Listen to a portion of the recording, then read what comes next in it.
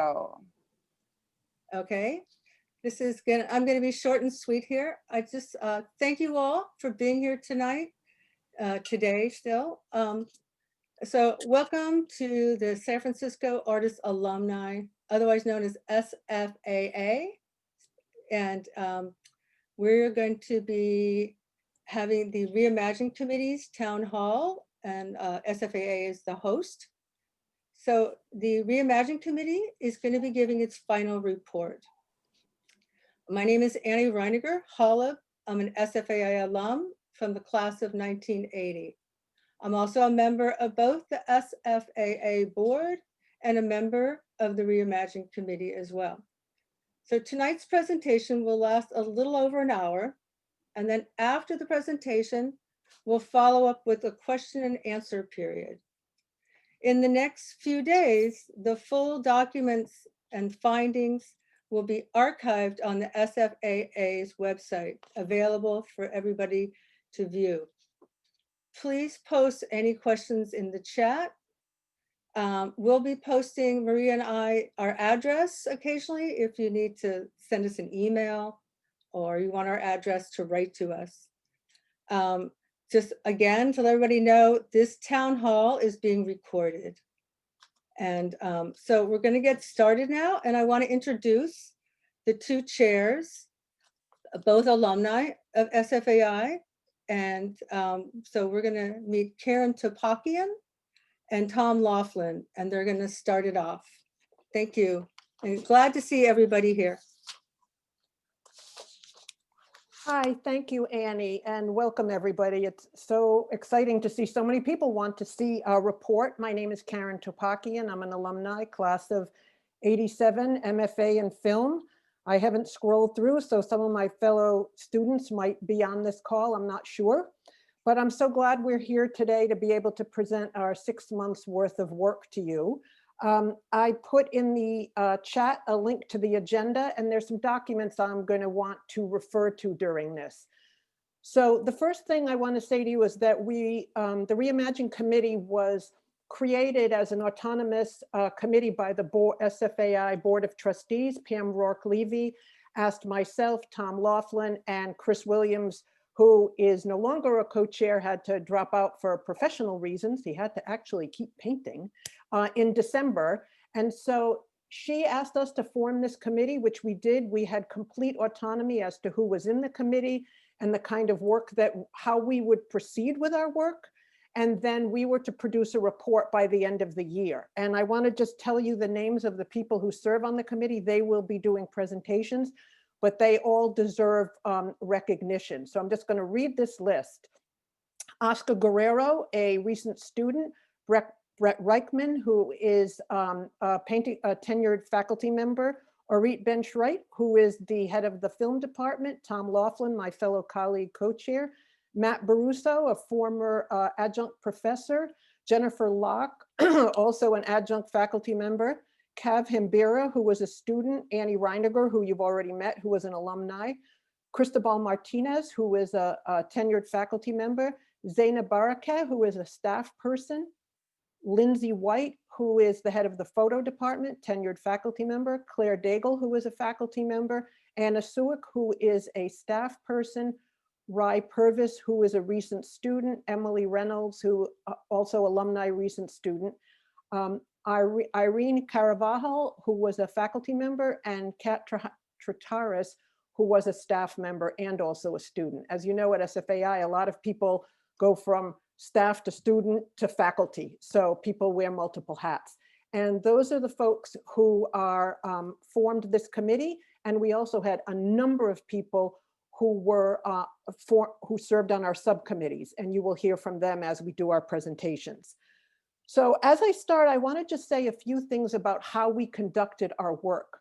One of the major tools that we used at the beginning of our work together were collective agreements. And if you click on the agenda, and I'm going to put the collective agreements link to it in the chat so you can see it. This is a tool that we would like to use here today. This is how we conduct our Re-Imagine committee meetings, because we find them to be useful for people to know how to behave. So we speak from the I, we listen, we bring our best selves. We never make personal attacks against anyone else. And right now we're not going to be making any personal attacks on anyone else. And if we even get a wince of someone making a personal attack, they will not be allowed to continue speaking. We are very clear about how we act with each other. We serve as peers. As you heard, we have faculty, students, alumni, and staff. In the Re-Imagine committee, everybody was a peer, everybody was an equal. And that's how we behave with each other. And that's how we're going to ask all of you to participate with us and to bring your best selves to this. The other piece that I wanted to say about how today will go, you can see on the agenda, there'll be enough, several presentations. The only people who are presenting are members of the Re-Imagine committee. We are not asking the board to make any comments. We're not asking the board to answer any questions. And that was the terms of our invitation to the Board of Trustees. So if you have a question for the board, we need to find another venue to ask that, because we have agreed that that's not their role here. It's our role to present. So that is who is in the room with you right now. And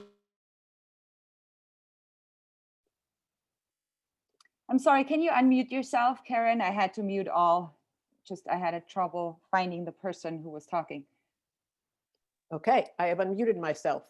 I am now going to turn it over if anyone has any questions about how our agenda is going, and each topic I'll explain why we're doing it the way we are doing it. Right now, the next thing we're going to do is Tom and I are going to do a little pre-presentation about the work that we're doing. So Tom, why don't you, Tom, you know what? I need to keep going on the process and our guiding values, if you don't mind. Okay. So I talked about the collective agreements that we use, but there were two other documents that we use to keep our work flowing. And if you look at the bottom of the agenda, you will see that there's two documents called North Stars and SFAI Identity Proposal. These were created by people in the committee. So the North Stars are what guided us to do our work. These are the things we wanted to remind ourselves of what we felt and thought about the school and how it should be in the future. Student-centered, anti-racist, multi-gendered, multicultural, that the curriculum incorporates diverse cultures and perspectives, that the SFAI community-wide commitment, we have one to maintain intellectual rigor and high admission standards, and that the school be financially sustainable.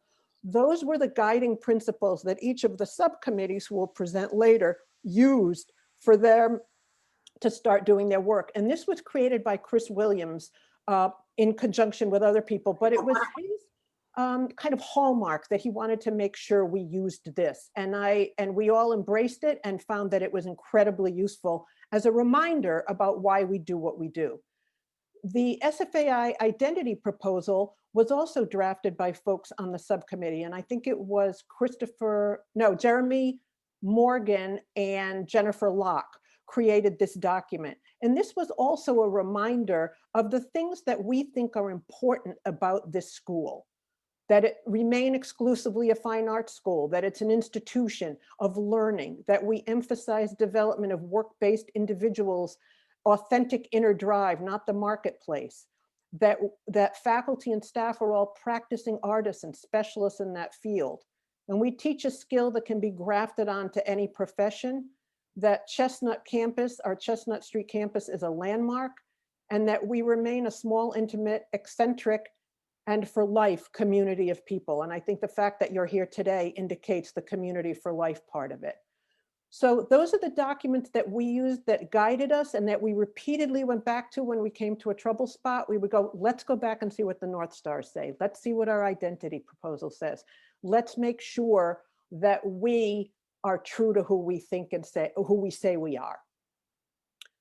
That is it. And I am so sorry, Oscar, I forgot the Oscar Lopez-Guerrero. So thank you for correcting me.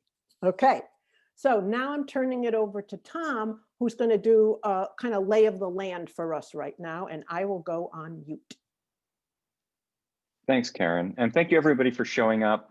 I wanted to say too that in addition to the Re-Imagine committee members that Karen named, it's been a cast of thousands. We've had incredible help from inside and outside the SFAI community. Subcommittees brought people on both from within the SFAI family and outside of it. So it's really been an incredible process to see. I'd always believed that if you just unlock the wisdom of this community, that something good could happen, and that's really been our experience. And that's what we want to talk about tonight. But to offer a context for what we're delivering our findings in, we need to talk about some challenges that the school's up against now. And this is not what we want to talk about, but it is tough news, and it's something that I think we all need to understand. And there's sort of two parts of it. One is the long-term financial challenges, what it would take for the school to be viable in the long term, given the debt load that it has. And that's something that the finance subcommittee will be reporting on. And we have sort of multi-year models. We've got some pretty comprehensive models for what that looks like. There's another piece of it that was not something we were asked to look at, but it's something that we ran across and we feel that we need to report on. And we've shared our concerns with the board and the administration, and we want to share them with you. And because there are significant problems that the school's up against in the very near term, meaning this spring, meaning this week. At the beginning of this year, the board set out for itself a very ambitious fundraising goal of $4.5 million. And they're well behind that goal.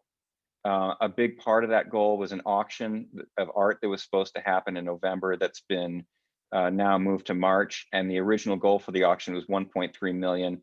Our understanding is that the goal for that is significantly lower now, maybe as low as 300,000. And I think we've all seen the open letter from Catherine Opie that showed her withdrawing one of the marquee pieces from the auction and her reasoning why. So we're gravely concerned that that auction, which is now I think supposed to happen in March, won't bring in anything like the amount of funding we've all been counting on. Also, the cash gifts that we would have needed to cover all of our costs this year are well behind schedule. A lot of those gifts were slated to come in this spring, starting this month and going through June, which is the end of this fiscal year. And the board's well behind the goals there. The goal, for instance, for this spring originally was $2.5 million.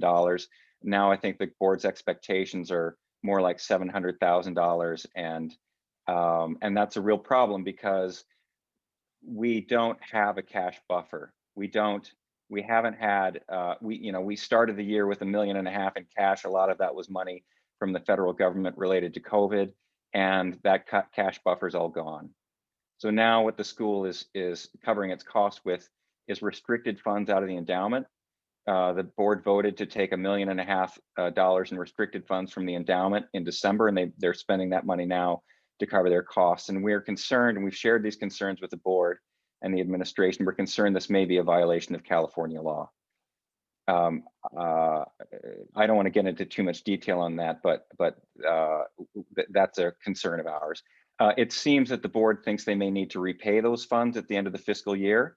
We don't fully understand whether they think that that's a legal obligation or an aspirational goal, but in any event, one of the challenges for this year is even if you could get to the end of the fiscal year without running out of cash, there's still that obligation to pay $1.5 million to the endowment. So in a lot of ways, we're starting this spring term in worse shape than we were in January of 2020. In January of 2020, we were talking to a merger partner about a possible merger, and as far as we know, there's no merger on the table.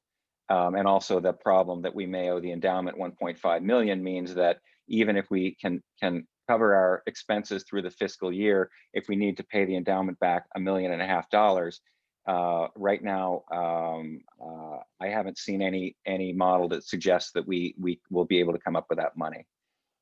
We met with the board to address some of these concerns on Monday, and one of the questions we wanted to ask was whether it was wise to begin instruction for the spring term, or whether we should stop and pivot and see if there are ways that we could reduce our costs and not run the risk of stranding students and being unable to make payroll partway through the spring. The board acknowledged to us at that meeting, which bear in mind was Monday, that the most likely path forward was taking out a loan secured against the Diego Rivera mural. And as I think people know, the city of San Francisco is moving forward toward landmarking that mural, which would make it, I think our understanding is it would make it impossible to borrow against the mural. So that loan against the mural may no longer be a possibility. Our understanding is the administration is trying to find an unsecured loan. In other words, one that's not, offers up no collateral. It sounds like that's a really tough task to take on. And even if we're able to get such a loan, it's not clear how that loan would be paid back, since the school's own documents indicate that we're best case scenario, we're going to end the fiscal year with no cash and possibly a $1.5 million obligation to the endowment. One of the things that's been talked about is the possibility of selling the Diego Rivera mural. Obviously, the cultural significance and value of that mural has been very much in discussion, and I want to set aside for now the question of what the appropriate treatment of that mural could be, and what's the right way for us to serve as custodians of it. I think there are two important things to note. One is that if the mural is landmarked, which Aaron Peskin believes it is currently, but is moving to sort of guarantee that, then selling the mural to a buyer who would remove it is almost certainly impossible. And I do want to note that the community, including the Re-Imagine team and the faculty senate, appear to be galvanized in opposition to selling the mural. So it leaves us in a real pickle. As we uncovered these problems, and for various other reasons, we suggested to the board, look, let me say this, the board's been working very hard to try and raise funds. I've seen the development meetings happen. I've seen the effort that people are putting in. I sincerely believe the board's been making a good faith effort to carry out that plan. But it appears to us the plan's not working. And so we suggested a governance change to the board. And part of that change would be that the Re-Imagine team and this process and the work that we've built and the models and our understanding of what a long-range vision for the school might be, that we come together and collaborate to build that together. And the board turned down our request to work with them. And they seem to be galvanized around their current course of action, which certainly as of Monday was to start the spring term knowing about these cash challenges, and continue to move forward down that road. So we're gravely concerned about another meltdown this spring. And I have to say, it's hard for us to envision exactly what the path forward for our work would be, or for the school would be, if we have another explosion this spring like we did last spring. So that's where we find ourselves. And I'm offering that in context, in part so you understand where we think the school is right now, and in part so you understand the context for when we present our work, that we think we've got really beautiful seeds and we hope we can find fertile soil for them. But we are gravely concerned about SFAI's viability, given what we understand to be true right now. I know that's a lot to absorb, and so we want to pause right now and see if people have questions or thoughts or comments. And I think the plan is for people to please raise those in the chat. Yes, please, because we're such a big group, we are more like than 210 people right now. Please ask the comments, questions in the chat. I have one comment from Pamela Levy. Actually, we're looking at the Fort Mason lease, which has been valued at 19 million. Actually, that's again, and lenders seem willing to consider it. Linda Connor, if you cancel classes again this spring, you will be strapped.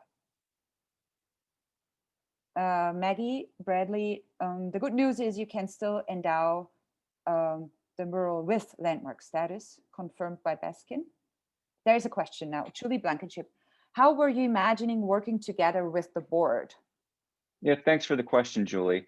Let me start by sort of reiterating something that we've really found to be true, is that we have found that the SFAI community, with their love for the place and the experience that people have, when we come together and we share information and we look at these challenges together, we find that we get the best results that way. So the proposal that we made to the board was that we come together, the Re-Imagine team, the board, and other stakeholders like Faculty Senate that obviously will have a stake in what happens here. And then we sit down together and look at the challenges of the near term, and also look at, because look, it's hard to know what you want to do in the near term if you're not quite sure what direction you're going to go. So that was our vision of how to work together with the board.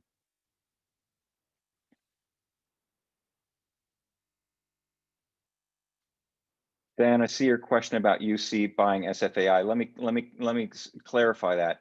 So UC currently owns the Chestnut Street campus, and how that came to pass is that that's a very old question. Somehow it got up here. It's not my question now. okay, great. Thank you.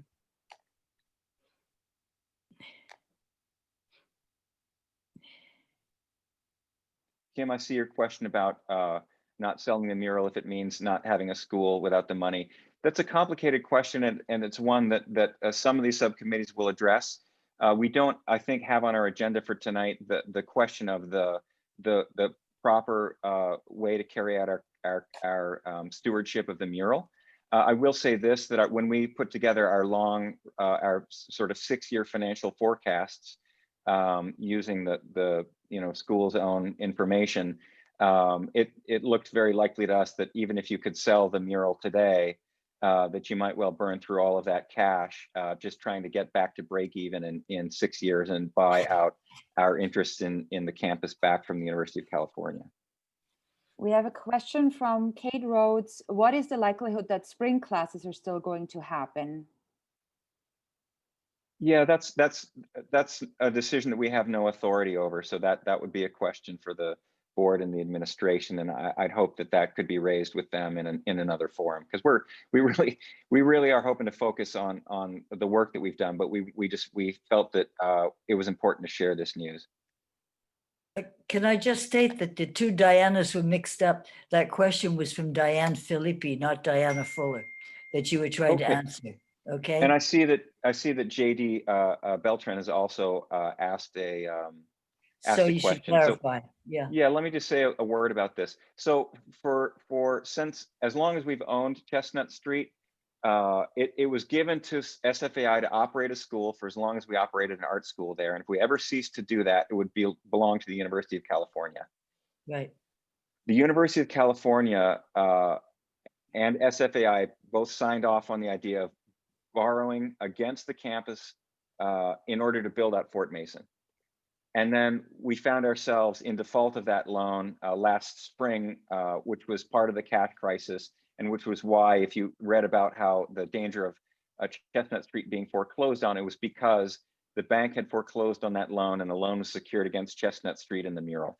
So we entered sort of a 3-way negotiation with the bank and with UC, and where that all landed was UC agreed to effectively take on our loan so the bank could walk away and get their money. Although we beat them up a little bit on that, I have to tell you. The bank took a little bit less than they were entitled to. And then University of California took on ownership, free and clear, of Chestnut Street. So now, legally, we are renting Chestnut Street from the University of California. And there's a buyout price that is essentially, if you took the amount of the loan, which is $19 million this summer, and it grows at 8%, we can buy our interest back, but the amount starts at $19 million and goes up. So at the end of 6 years, and we have only a 6-year lease, at the end of 6 years, you would have to pay University of California $30 million to get our interest in Chestnut back. And bear in mind, all we would then own is what we had before, which is it's ours as long as we're operating an art school there. I see we're running low on time here on this part, and I think we all want to move on to the work of the Re-Imagine committee. So unless there's anything super important that we need to address here, I think we'd like to move on to the work of the Re-Imagine subcommittees. Okay, I'm gonna hand it back to Karen. There you go. Thank you, Tom, for presenting a complicated and complex financial arrangement. So, and it's something that the Re-Imagine committee and the board have been looking at for quite some time. So now let's get to the heart of the matter here, which is the proposals from the committee. And I'm going to tell you, if you'd just take a peek at the agenda again. I've added who's actually doing the presentations, and we've put these in this order for intentional reasons. So we're starting with pedagogy because the fact is many people on this call are alumni, and we all went through the academic program there, and we believe that probably one of the biggest questions you're asking is how and what way will the school teach? So to get that out of your anxiety, we're going to talk about that first. Then the next thing we're going to talk about is what we call the Culture Club, which is diversity, equity, accessibility, and inclusion. And we feel that this needs to be a foundational level of the school. We feel like this has to be embedded right in there with the concrete floors and the terracotta roof. It has got to be part of every aspect of the way the school goes in the future. And so that is why we have placed it second after pedagogy, just because we felt like y'all wanted to hear that part of it first. The next part is fundraising and partnerships, where we're going to talk about, well, how do you pay for this? And so the fundraising and partnership subcommittee has some good, interesting, and exciting ideas that they want to present. Then marketing, enrollment, and communications. Thanks, folks, for adding who's doing the presentations here. And communications are going to talk about how do you bring students in? How do you communicate with people? How do you make sure they stay as students? Then we'll have the Environmental Sustainability Committee, which I served on, that subcommittee. And this is where, and in every subcommittee, there's new, exciting, interesting ideas about ways to use the campus, the physical building, and the essence and spirit of the school as we reimagine it for the future. And I would urge you to pay close attention to the environmental sustainability, because this is a place where there's really a lot of magical thinking, and not in the, fact-free way, but really inspiring thinking.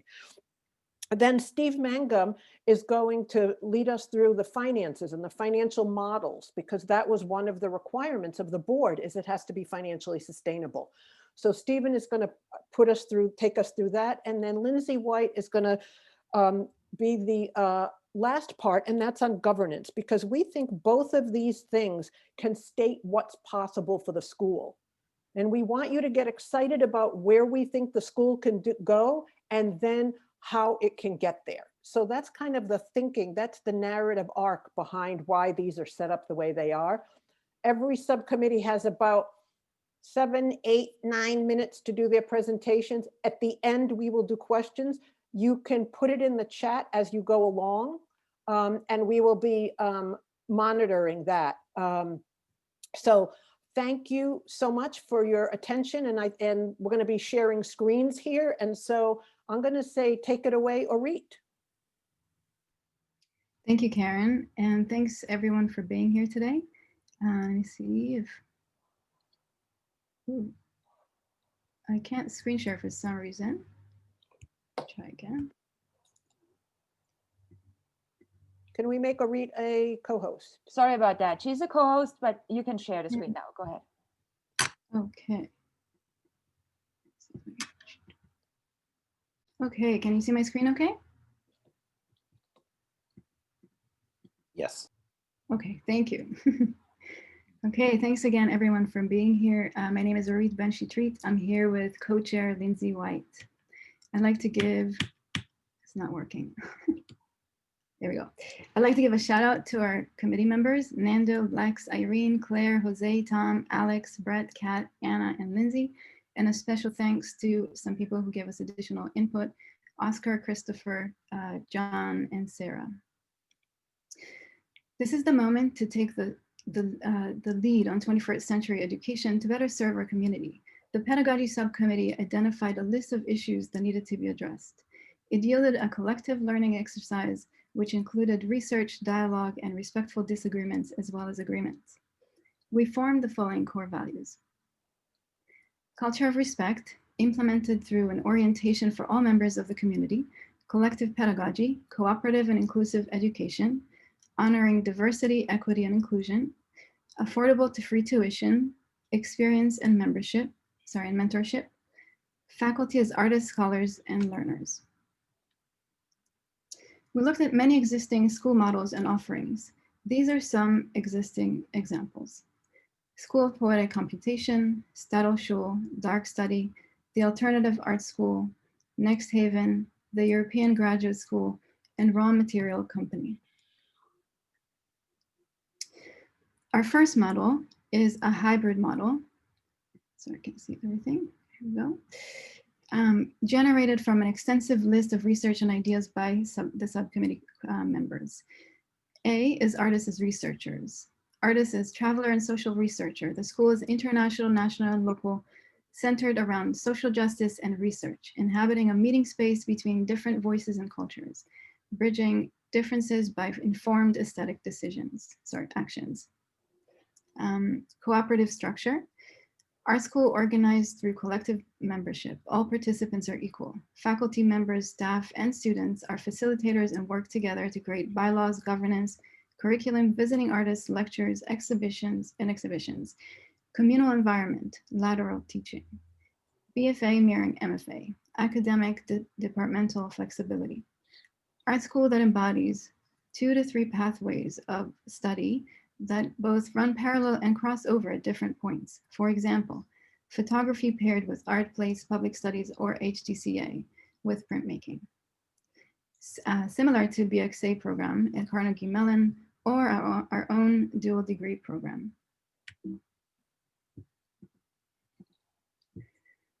Our model 2 is actually an alternate, and this is by recognizing some of the issues that we're facing. So financial sustainability is a major force in the viability of our proposal. Whereas we would love to see SFAI remain an independent institution, it has become increasingly difficult to fundraise sufficiently to create an endowment. To provide free education, one that would allow for people of diverse backgrounds to come together, for which we are committed, we would need an endowment of hundreds of millions of dollars, approximately 400 million for an annual $19 million budget.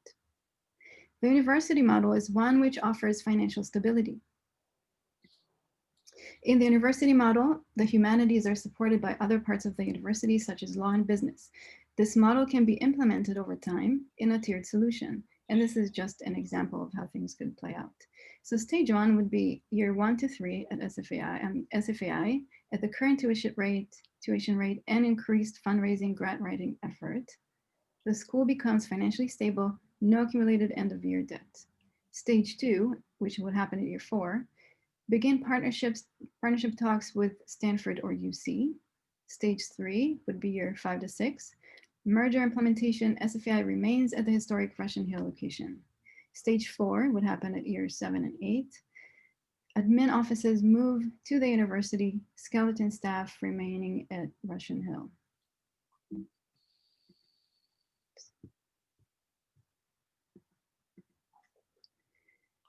We would like to address the fact that we currently have new offerings that are very exciting.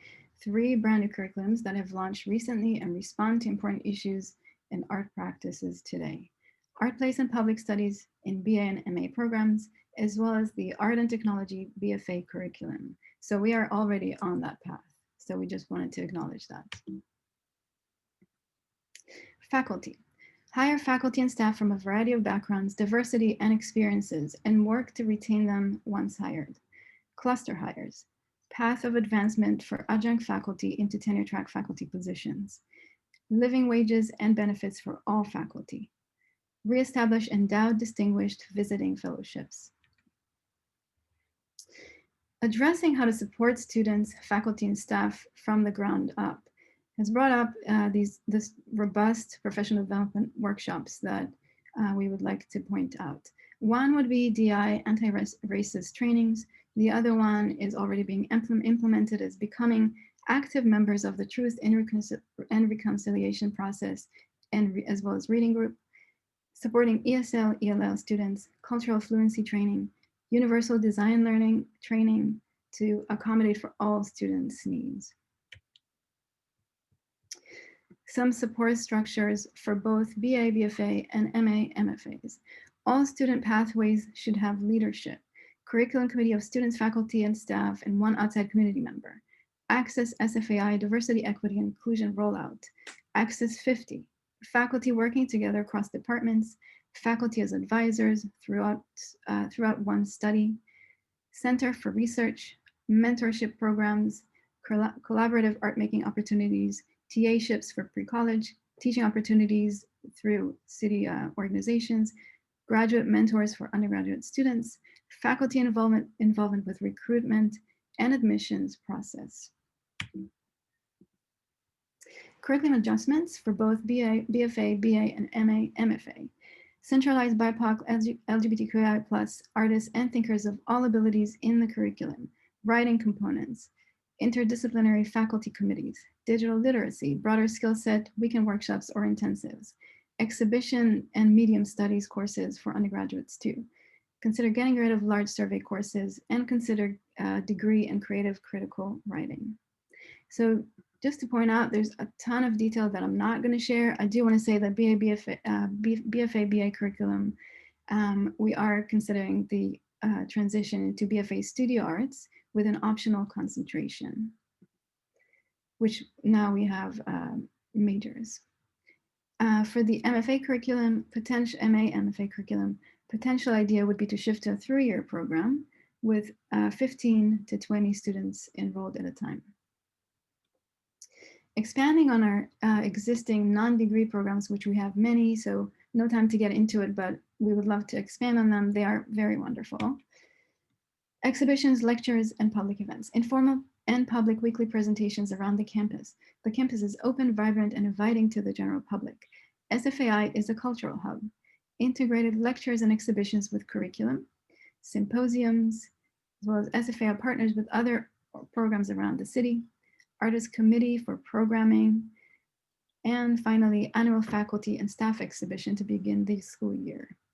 Lastly, so I had to be very fast with this, summer classes and programs could be expanded across the board. Our cafe, these are, underutilized resources. So our cafe is a gathering space, can offer revenue and student work opportunities. The meadow is a sustainable food resource. Our roof, solar panels can be installed to run the school's power and for growing food and for events. And our lecture hall could be could serve SFAI as a cultural hub. Store, which we used to have an SFAI store, offers teaching resource as far as materials go, gathering place, revenue, and student work opportunities. Thank you very much. If you have questions, please hold them until after the presentations. Thanks. Thank you, Orit, for synthesizing down several months and many meetings worth of work into that presentation. I think that is really helpful for people to see how we're thinking about the future pedagogy of the school. So next it's Oscar is going to get up. He's going to talk about the foundation of how the school needs to be focused in the future, and that is on the Culture Club. So Oscar, take. Hello, can you guys hear me? Hi, Oscar. Yes, we can hear you. Thank you. Well, thank you so much for everyone to be here. I also want to thank every single person that was part of this, the culture group. At the beginning, we have more than over 50 people. So I will keep my numbers and my names out just because I want to respect, but I want to really thank everyone. And thank you everyone for you to be here. I want to read something for you. It's a little bit of a statement and start like this. Hello and thank you for taking the time to listen to the research we in the DEI Culture Club have been working intensively on for the last several months. We in the DEI were formed from a wide array of participants from the SFAI community with the intention of coming together to understand the need for diversity in the salvation of the beloved San Francisco Institute. A lack of diversity has been affecting the institution for years, and this extends to the Board of Trustees, faculty, staff, student body, and even to the pedagogy used in instruct students. The lack of diversity in our community has had its strongest and most negative effects on the minorities and the most vulnerable members of the community. For example, a lack of accessibility has made impossible for some students with a physical disabilities to participate in certain classrooms for the simple fact that they cannot get into the room. By not having these people in the room, we suffer the loss of their perspective, further harming our ability to even understand our lack of diversity. This example is echoed in the limited number of students of color from different socioeconomical levels and so on, which further narrows the perspective of the university and limits our own creative input. One of the main goals of this subcommittee was to analyze the inability or willingness of the institution to follow and honor the mission statement. The mission was diversity. Part of our work include the creation of a new mission statement and the strategies in how to cultivate a culture where the mission statement is rooted. Our intention is to implement this mission from the classroom all the way to the board of trustees. I will be sharing the information and goals with you here now to the best of my ability. Although this is a brief overview of months of study, discussion, and reflection. Through this work, we have found many strategies to implement our new mission. However, these strategies will be held until we have a clear understanding of position of the board or a new board that ensures that there exists a willingness to commit to the work required to honor our new mission. Thank you for listening. And I want to share some of the stuff that we did. It's brief. Go ahead. It should be able to share. There you go. Perfect. Oh, there you go. So the Culture Club is, as Karen mentioned it, and I'm so happy to hear that Professor Orit actually mentioned it, diversity should be in a core base of absolutely any decision that the San Francisco Art Institute should make from now on. What is equity? Equity is the process of ending systematic discrimination against people based on their identity or personal characteristics. Involve the use of programs and policies to create similar outcomes for members of groups of their historical underrepresented and individuals of different backgrounds, something that we have lacked for so long. We try to do DEI as a culture because we also have a really important commentary for someone who actually is a donor from the school. We don't have a culture of respecting to each other, to don't be value and to don't see the others. So that should be really important. How we can do that? People has to have their own responsibilities, including board of trustees and professors, as well how the students interact to each other. Let me put this a little bigger. This is a lot, so I want to try to go faster, okay? If you can read it, it will be amazing. So the curriculum, as Professor Orit always mentioning, is already in process of it. In fact, we encourage to also see education, not just with this white European perspective. It is more out there to teach. That's really important. Therefore, when you have diverse group of students from different backgrounds, social, economical status, and cultures, the enrichment of education is bigger. Oscar, is there any chance you can enlarge it a little bit? People have difficulty reading. Full screen, maybe? There you go. Thank you. Perfect. So I want to go really quick to our mission, and this is it. It's the San Francisco Institute embrace values which we hold dear across race, gender, age, religion, identity, economical status, and experiences. SFAI continues to evolve and embody equity to become an institution that pioneers equality, justice, and joy. SFAI is dedicated to the strict value of art as a form of communication to translate ideas and experiences and plays a vital role in shaping and enrichment of the society and the individual. SFAI strives to create and includes community where we celebrate diversity, opinions, and cultures. In order to do that, disability access follows the North Stars, and North Stars were these core values that we actually were following. But we actually have a really strong opinion about this. And the point is that the accessibility for students with disabilities, physical disabilities, is really limited. And as a consequence, is not any alternative. And we have the case that someone actually was denied the opportunity to actually have access to computer in a regular curriculum, which is actually kind of disturbing to me. How we can fix that? Well, we need to have willingness in order to change this.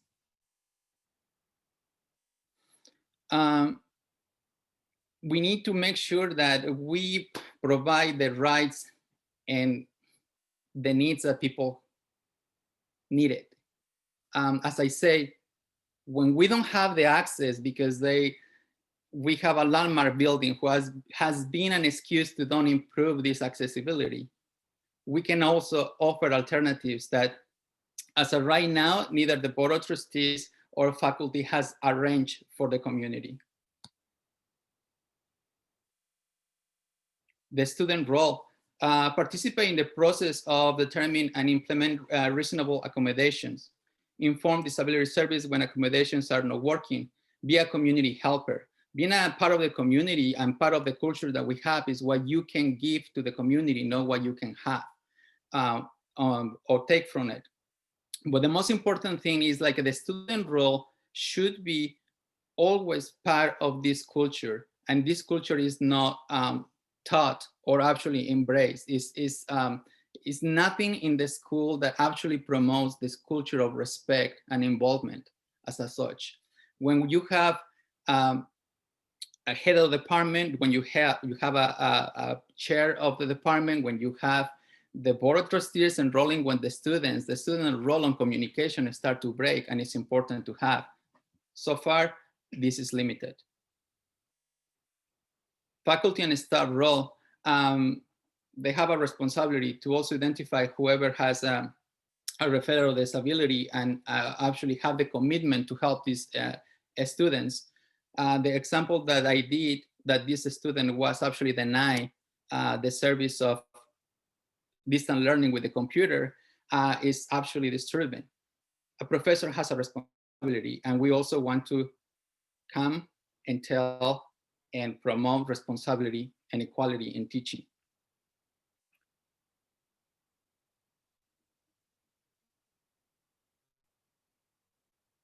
Access to SFAI, implement accommodations is important. Medical and physical documentation is confidential. One of the things that we try to look is how many students with disabilities were. It's not a set database for us to actually have a specific study. The school doesn't have a specific database. We didn't ask for confidential information. We just asked for numbers.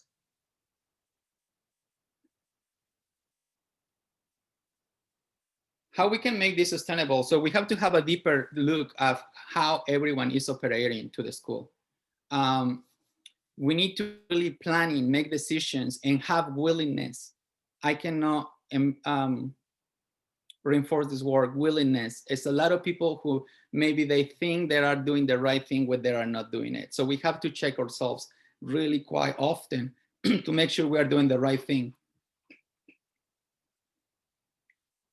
We did a really in-depth research in comparison with other institutions in how the AI is actually developing in other schools. One of the things that I can tell you is embarrassing. We have plans in how we can actually improve it.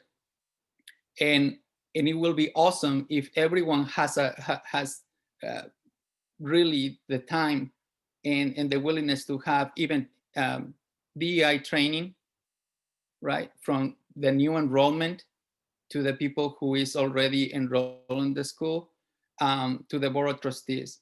No matter what is the situation, everyone has to be aware of where they came from and where they are. Implicit bias is a thing, by the way. Convince staff and faculty and board discuss on topics related to DEI. Sorry for the typos. Establish subcommittees of the board and staff to focus DEI issues using the North Stars, including a standing agenda them on DEI meetings and the staff and board. Conduct organized DEI self-assessments, which is this kind of like a check yourself. Develop organization DEI vision desire for the future state.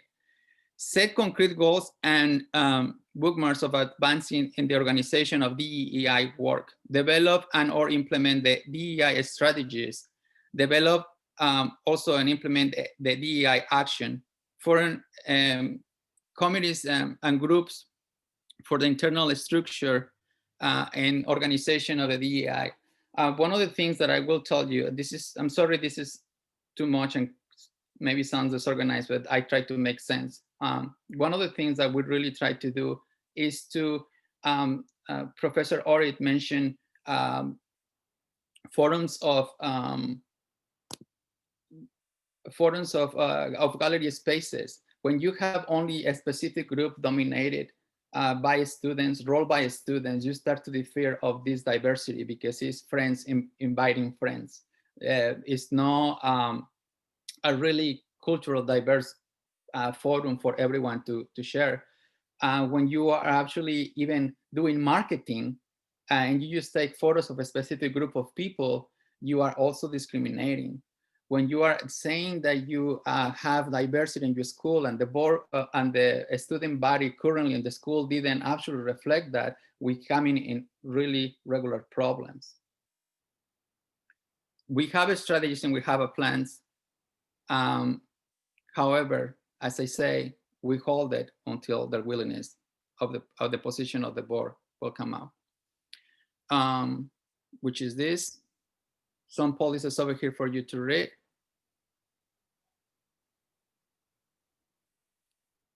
Programs. One of the best things and most diverse groups that we have at San Francisco Institute is the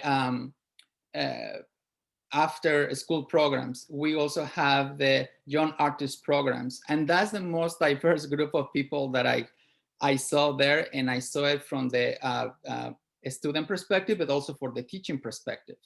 We have an organized groups with MLK School, which is a low-income Black community of students that actually we brought to the San Francisco Art Institute to teach them to actually evoke more art education to this specific group of people. Before that, I never saw that in the 4 years that I was at the school. So programs that are right now implemented in the school, whoever is doing it, or whoever will be doing it, it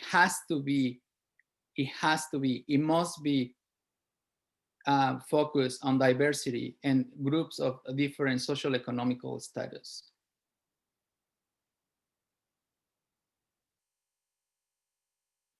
As we have a lot of conversation about pedagogy, and Professor Orit talked about that. Student-driven learning, allowing students to discuss and consider controversial, not conformist or atypical topics in their work, all this with respect.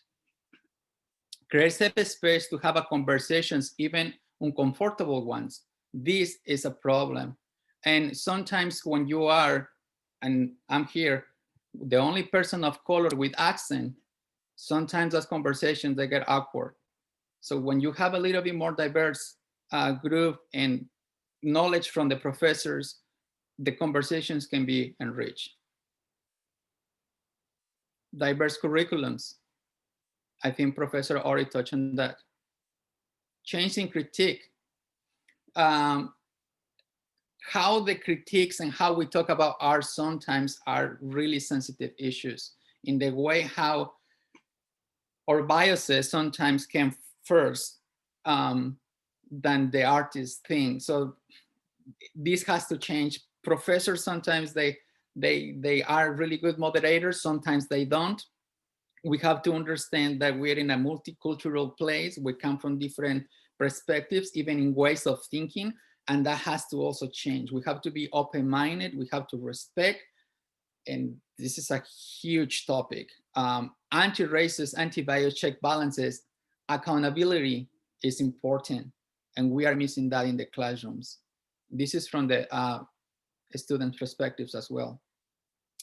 DEI training following the North Strands, and we need training. We need training.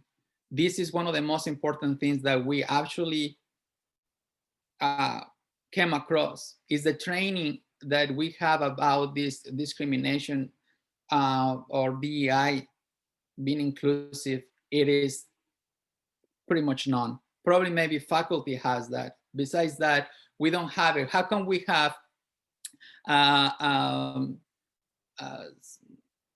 a training about to be responsible for, I missed the word,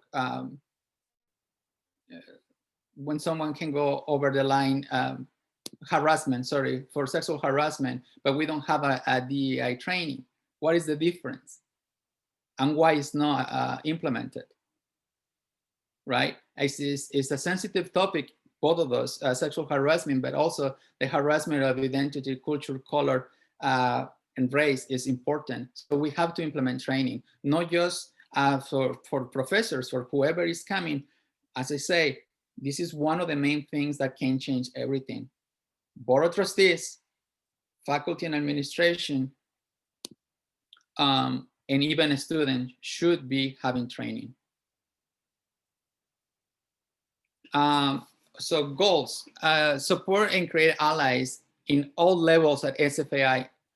We also noticed that SFAI has a specific group of people that even reach out for donations, but not for organizations that actually have reflect or they work with people of color or minorities. And that has to be implemented. If you have people of color, bring allies that support people of color as well.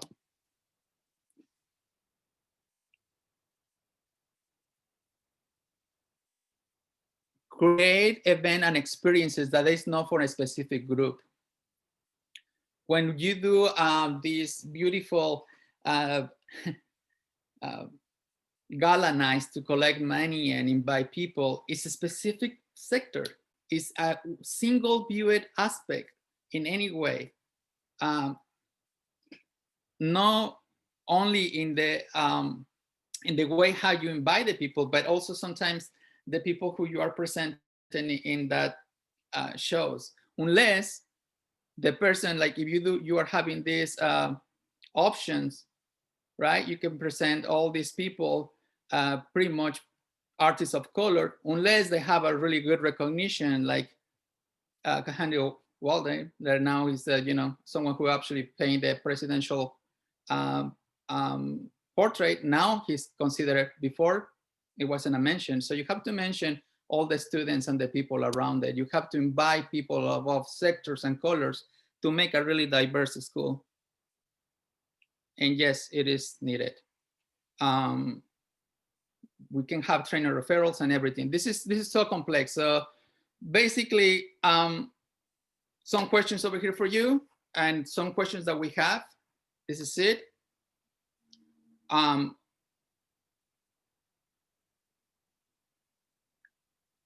And I think I want to stop there because I think there's more questions than answers for me at this time.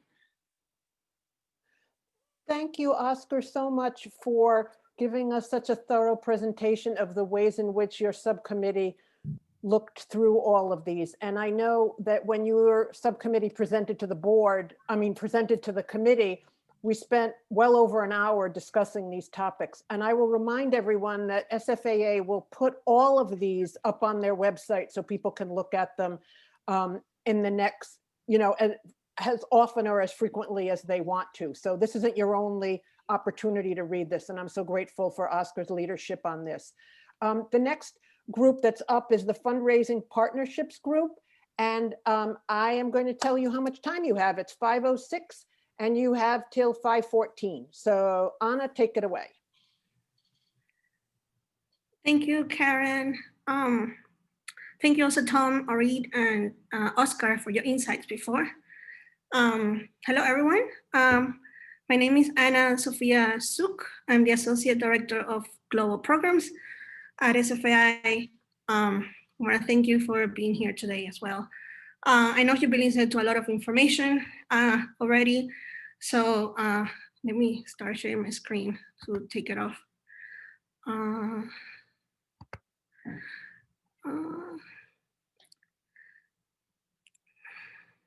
Now you've been listening to a lot of information already.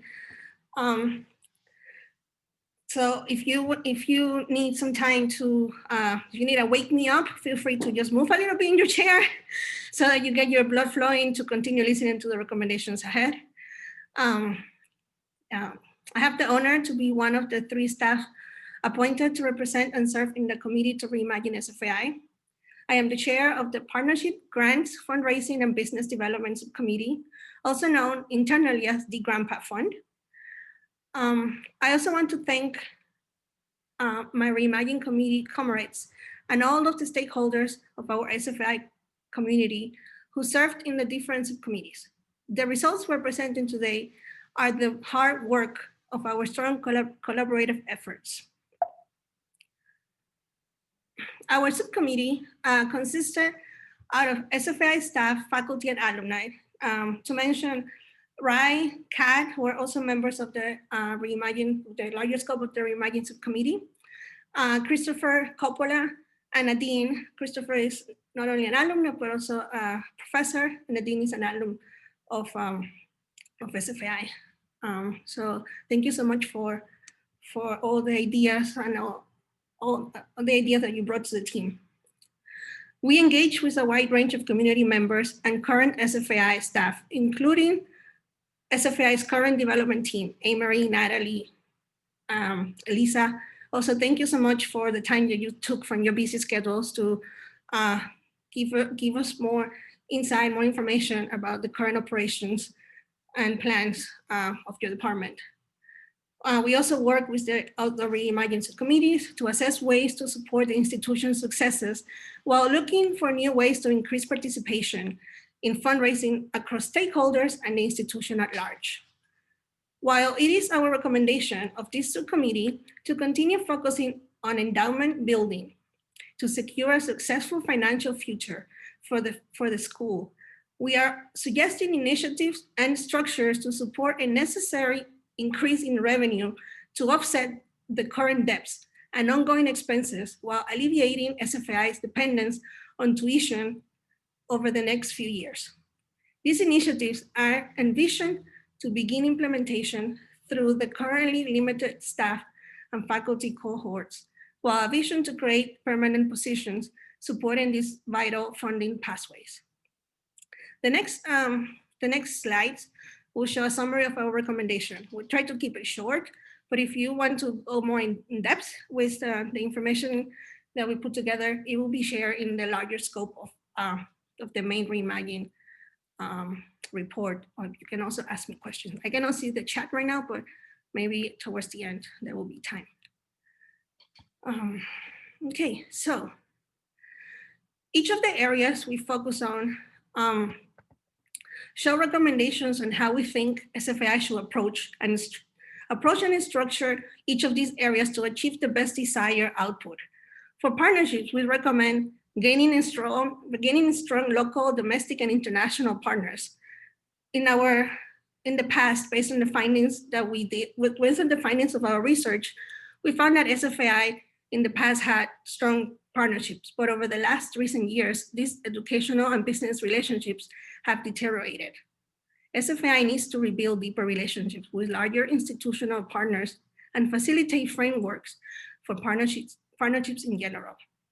How do we structure this? One idea is to develop a cross-departmental integration of partnership opportunities where staff, faculty, and students liaison to continue with existing potential new partners. To continue liaison to connect with existing and potential new partners. This could help us reach 10 to 20 partnerships over a year that directly offsets SFAI operational funds to support programs, student opportunities, co-promotion, and pro bono expertise while focusing on acquiring 5 new technology partners to support SFAI software and hardware development as well.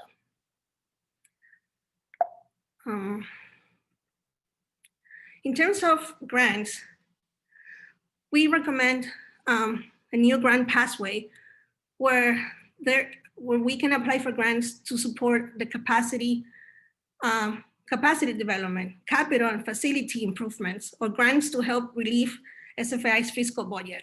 One example is applying for grants that will help us fund specific tasks, for example, to make repairs or improvements to the 800 Chestnut building so that we can achieve ADA compliance or install solar panels. And focusing in specific target that can offset this expensive, but also put us in compliance with our recommendations for diversity, equity, accessibility, and inclusion. How we approach this? We can open a grant proposal process to a wider net of stakeholders to be made available each semester to support programs, people, and facilities. For example, regular eligible fundings currently, these opportunities already exist with the National Endowment for the Arts, with Scout Humanities, with California Arts Council, with the Warhol Foundation, with the Kai Foundation. These are just to mention a few. The grants team should consist in grant writer and grant assistant positions to support an increase in grant proposals. Having a team in place that focuses just in grant application can help us achieve just a minimum, to apply for a minimum of 20 grants annually to ensure a minimum of $1 million of restricted funds each year, with the opportunity to grow regular funding to $2 million annually in 3 years' time. Greater outreach and broadcasting of SFAI successful grant acquisitions will be part of the institutional marketing plan to further increase the school's reputation and trustworthiness. In the area of fundraising, sorry, I need water, 1 second. Excuse me. Anna, you have about 2 more minutes. Thank you. I'll try to be quick about this. I only have 2 more slides, I promise. In the areas of fundraising, this is where we think we become a little bit more creative and innovative with our recommendations. We recommend developing connections with corporations where it can result in corporate matches for employee donations, fundraising with a specific cause. Again, an example of how to bring the 800 Chestnut building to be ADA compliance. That could be a fundraise case for a specific cause. Online subscription is another way that we can approach this topic. For example, fundraising where the donor receives a service in return, such as subscriber content or access to art workshops. But it's a fundraising with the purpose of giving back. We don't only receive money, but we also give back for the donations that we are receiving. As well, increase new donors and donor retention to increase the baseline of the funds per month. Retained donors can be further cultivated to a larger gift. It is easier to cultivate current donors than we try to gain new ones. So when we have it, it's better not to lose them. In our approach, fundraising strategies, building on, as I explained, building this online online or mobile donation portals rooted in a monthly subscription model to increase regular ongoing support, strengthen access to fundraising through volunteer opportunities, company fundraising matches, portals through alumni-led campaigns with a specific base focus or with naming benefits for specific outputs.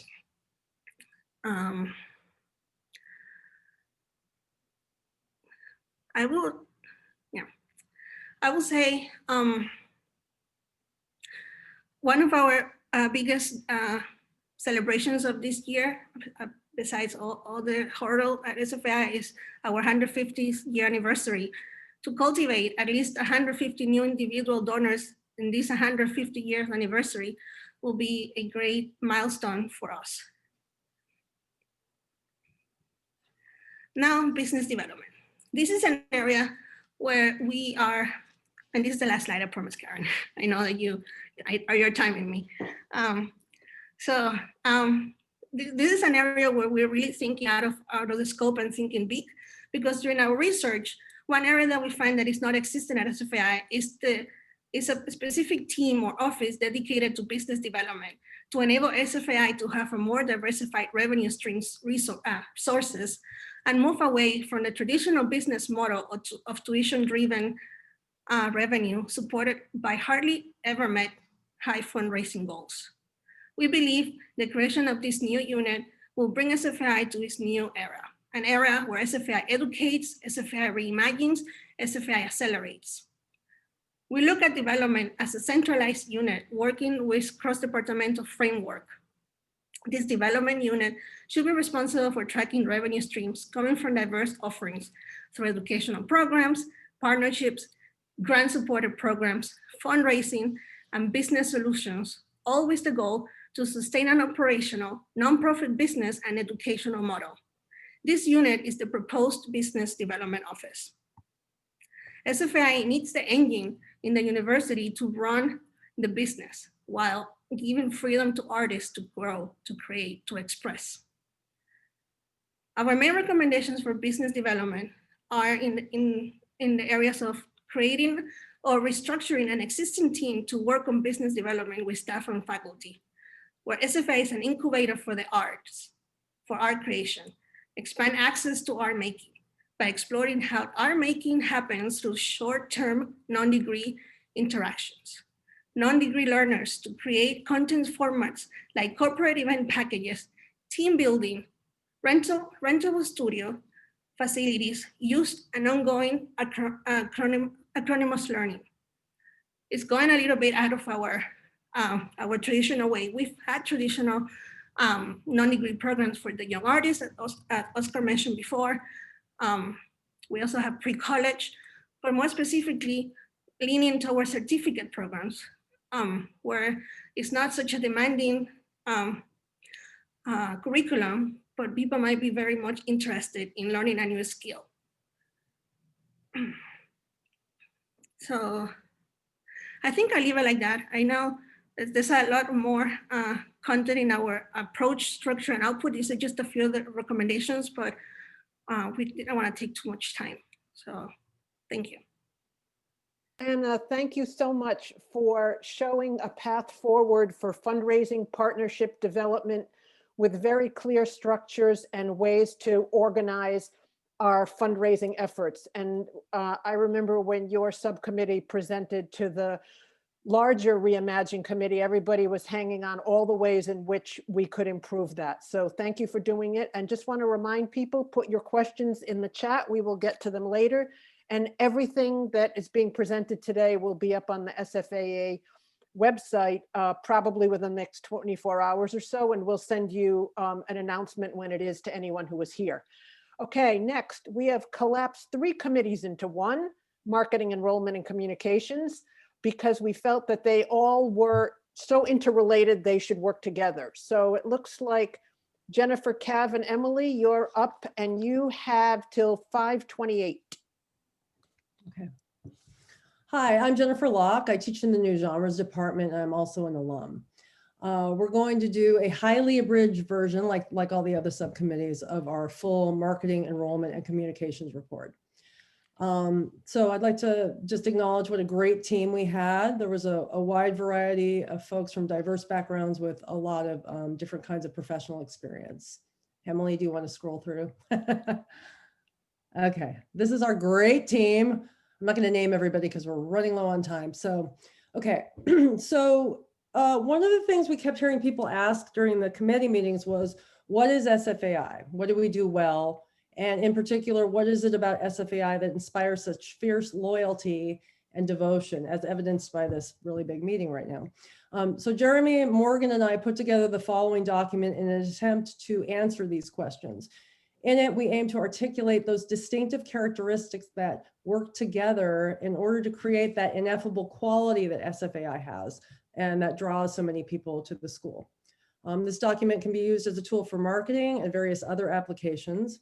And I'm just gonna kind of briefly go over the main points. The full manifesto, as it got renamed, I guess it came across more like a manifesto than a proposal, should be available on the SFAA site. Okay, so SFAI has been the only exclusively fine arts school on the West Coast for 150 years. We have an incredible legacy. Our teammate Annie Reiniger compared SFAI to a redwood tree, which needs to be protected. SFAI is a fine arts institution, not a business. In an age of all-encompassing commodification, this resistance to commercialism is notable and possibly even radical. Identity should take the place of the word branding, as corporate models and language do not reflect SFAI's core values and should be eradicated from the discussion. And though there is, of course, a business side to running SFAI, it should always be in service to the school, not the other way around. SFAI emphasizes development of work based on individuals' authentic inner drive, not the marketplace. Rather than telling students what to do or what their work should look like, SFAI's philosophical approach is to give students the responsibility and the freedom to focus on their unique artistic path. Faculty and staff are all practicing artists and/or specialists in their field. Faculty are conduits who teach from their own individual perspective rather than from a prescribed pedagogy. We teach a malleable skill set that can be grafted onto any profession. We do not teach art or, of course we teach art. We do not teach craft or specific job training. The development of meaning-making muscles creates great critical thinkers with outstanding visual literacy who bring these skills to all their endeavors, artistic and otherwise. These tools enable students to not only enrich their work, but to become their own best teachers and to become experts in any field they choose to pursue. SFAI's Chestnut campus is a landmark. Countless influential artists and scholars have come through, often as teachers or guest lecturers. Such a beautiful atmospheric physical space has a powerful effect on the body and experience. And I do want to acknowledge that there's a huge issue around accessibility with the campus. Just want to mention that, okay. And lastly, the community of SFAI is small, intimate, eccentric, and for life. SFAI draws deeply idiosyncratic individuals who have often felt they do not fit in anywhere else. I have had this experience myself as a young student. The emphasis on individually distinct artistic interrogation and discovery makes SFAI a haven for such individuals in which they can fully actuate themselves and thrive. Small classes provide an intimate learning environment that fosters a feeling of community that is often reported as feeling like home. And I just want to say over and over, we have heard from alumni and faculty and people from the community, people just gushing about their love for this place and the lifelong feeling of family the community has given them. So I'm going to end with that and then hand it over to Cav. Thank you. Excellent. Thank you, Jennifer. Hello, everyone. Let me just put my clock on. Okay, my time starts now. So my name is Kavena or Cav. I'm an international student from Namibia. So I'm going to speak a little bit more around our process, our methodology. Beyond marketing and communication and enrollment, we were really interested in understanding two things. One was, to get a sense of what sets us apart as an institution. And then secondly, how do we retain students when we know what our comparative or competitive advantage is? So in order to do this, we followed a specific methodology. We drafted a questionnaire similar to that of an exit interview. We did recruitment research and data dives. The last two would be available to you in more detail. And so I'll just really focus on the student interviews because that really yielded information I feel the community has to know and understand. It was really small, it was a really small sample size, about 4 students. The idea was to speak to students who had left out of their own fruition, out of their own willingness to leave the institution, and those that were willing to come back after the disruption last year. And really, there's two metrics I'll focus on, what students like the most and what students like the least. What came out was really interesting. If we talk about what students like the most, it was this idea that, there was a recognition that SFAI was a place for experimentation that produces self-starters, right? SFAI attracts a unique type of student. Secondly, a lot of students talked about receiving support from technical staff, faculty, and this idea that our faculty were themselves practicing artists or have this experience in the arts. There goes my timer. I'll give myself another 30 seconds per minute. This idea that you're working with folks with this wealth of knowledge, this wealth of experience, really made a difference. I even remember one of the students, I'll quote them saying, when they came to SFAI, it felt like they had found their tribe. It's like, oh, I found my tribe. This is what I've been looking for all my life. I'll just wrap it up with this. What students like the least. There was a sense of injustice in the way SFAI parted ways with students last spring. And the real gripe in that is this idea that even after the rupture, some felt that there was no acknowledgement or even apology. So, I don't want to talk about possible solutions at this stage, but I really think the TRC, the Truth and Reconciliation Commission that we're looking through DAA to implement would help resolve some of this animosity that still lingers within our student body. So I'll hand it over. I know we're pushed for time. I'll hand it over to our next presenter, that's Emily, and she'll take us home. Hi, everyone. Thanks, Cav. I'm Emily Reynolds. I was an MA in the class of 2014, and I'm the co-chair of this committee. So I'm going to share just a few of the recommendations that are on our committee's report, the ones that I think are the most exciting for the future of SFAI. But I really want to start by saying that all of our recommendations depend on the school adopting the entire Re-Imagine committee's outlines for governance, for diversity, for equity and inclusion, for sustainability, and every other committee's recommendations. Marketing SFAI in the future is going to depend on not just saying that we're doing this stuff, but actually doing it. So that's going to be really critical to marketing. We need to work on credibility at SFAI, and we suggest taking a fresh look at the mission, vision, and value statements. These statements should be remade to be clear and concise statements that can guide SFAI's decisions on all levels, not just for marketing and communications. We also believe that it's especially essential that SFAI adopts a clear and shared vision that everyone can work towards together, and that the vision be actionable in the short term and inspiring in the long term. Audience. SFAI would really benefit from a clearer audience strategy. We've identified 3 primary audiences, and the first is prospective students. We have a lot of recommendations in our report about these folks, but one idea that we're really excited about is developing student profiles and personas that could aid in finding and communicating with new and diverse prospective students, the kind of students that we believe will succeed at SFAI. Restructuring communications. It's become apparent that the school really needs to open up. And so we recommend that SFAI share as many documents and financial statements as legally possible. We would like to see the board and cabinet meetings open to the public, or when that's not feasible, the minutes shared publicly. We believe that it's essential to hire a person or build a department independent of any other department that will act as a central hub of communication and marketing and coordinate how and when information is shared, both internally and externally. And then the future. We hope that SFAI will take the model that our subcommittee has built and use it formally for marketing, communications, and enrollment work. The school should commit to using data to inform their decisions and to use the creativity of diverse groups of people to build their strategies and marketing campaigns, and to constantly evaluate their work as well as the work of the entire school. We believe that this is the only way that SFAI will remain relevant in the future. I want to thank everyone for being here and the marketing subcommittee for all of their work, as well as the entire Re-Imagine committee. And you will see more of our work on the SFAI website in the coming days. Thanks.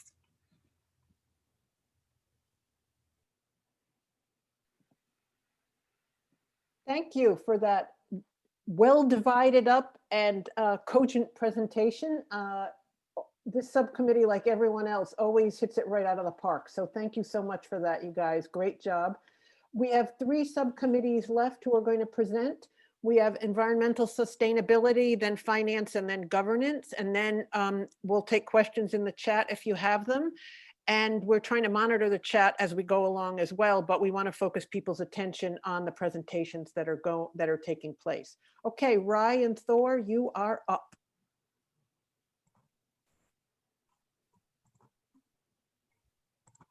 Hi, can you hear me all right? Karen? Yep. Okay, sorry, I'm just getting things ready. All right, I am not going to share my video because I'm already full of anxiety, and I hope that's okay with you. But I do have something that I wanted to share first that I wrote down. So what I want to say, preface everything, is just because the board declined to hear the work for whatever reason doesn't take away the importance and impact of sharing the vision and creating and developing this community of artists. And I'm talking about every single 191 of you. This is a moment, and I just want to appreciate that. There is no school without community. Community is advocacy, and advocacy is organizing, and organizing never stops. I appreciate all those taking the time to hear the findings. I appreciate your time. All those contributing in the chat, and then all those on the subcommittee, every subcommittee that, you know, appreciating the fact that we were amidst a pandemic, a very hostile political climate. Many of us went unemployed during this process or lost our school. And some of us lost relatives and family and community. And I just want to recognize that and appreciate that people volunteered during this time. You're important, all right? All right. Yatahe shiye rapervis nishe dizit ani nishli bilgana bashichin ahehe. That was me introducing myself. My name is Rai Purvis. I know that I have another Dene relative here. Arlene, I see you, I hear you. That's just my way of introducing myself and my clans. I'm an alumni and served as a staff member for several years in the Housing and Residential Life Department in SFAI Student Affairs. I've been working with the Sustainability and Environmental Justice Subcommittee here, along with my colleague Thor Anderson, who will also be joining in and sharing info about this subcommittee. The subcommittee was composed of 16 faculty, staff, alumni, current students. We hooked up with John Priola's class. I really appreciate your class, John. I see you're here. And community volunteers. I also want to do a quick shout out to Janine Lentine for providing photos from the meadow that we very much miss, right? That are used in the presentation. In addition to that, we also have a few architectural images from the SOM Architects group. They worked with SFAI a number of years ago. There's a presentation. I'm going to be quick as quick as I can, Karen. This presentation goes over several key topics that came up in our findings, research, and objectives, goals for SFAI. I also want to reaffirm that this is just one step. You know, I just said organizing never stops. This is one step of acknowledging and putting into work and practice of sustainable and environmentally justice action and community outreach and development.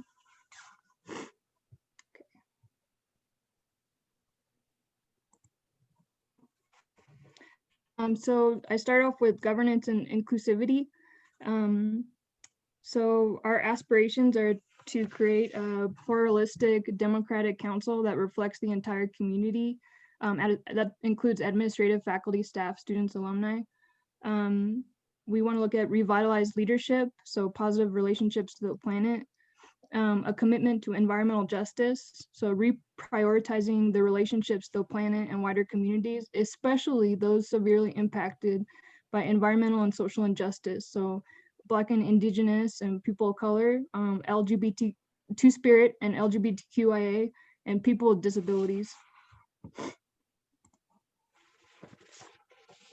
In terms of community has been a constant thread in the sustainability subcommittee.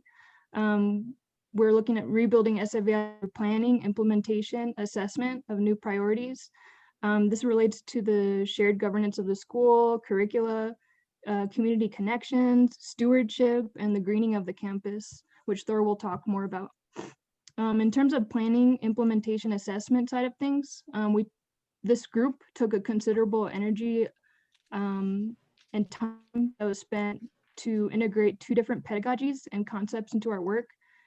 So for a couple weeks, we talked about this one concept we talked about was the Anishinaabe medicine wheel pedagogy that I brought into the group as an educational framework and ways of understanding and organizing information with a holistic approach. So we kept that kind of in mind throughout our whole time meeting.